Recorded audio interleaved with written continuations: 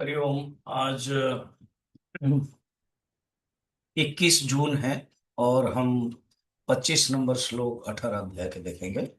उसमें तामसिक जो कर्म है वो बता रहे हैं।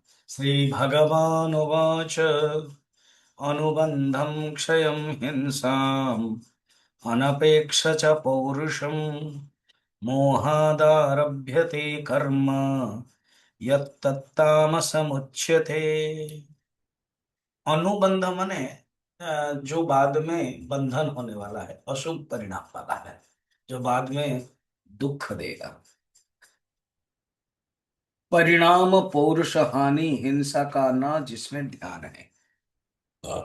परिणाम अनुबंध क्षय, ये क्षय शब्द सब मिला है। हिंसा प्राणियों को तकलीफ देना, प्राणियों को कष्ट देना, पीड़ा देना, वो हिंसा। अनवेक्ष हिंसा, अनवेक्ष न मैंने हिंसा को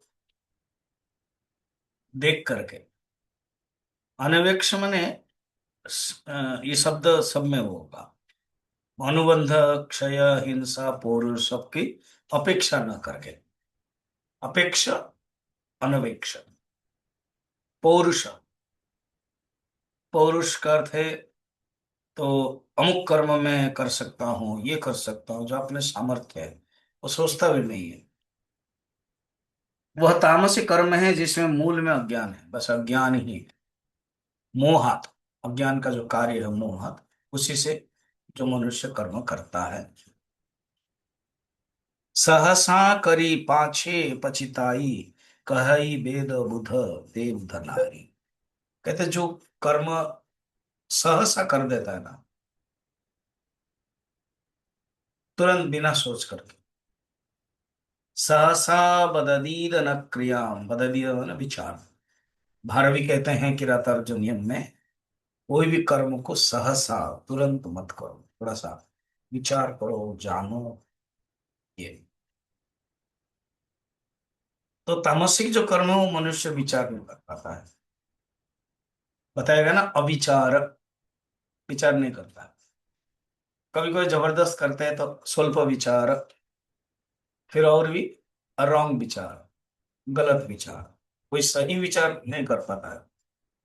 सही विचार ही सात्विक है, विचार न करके जो कर्म करता है।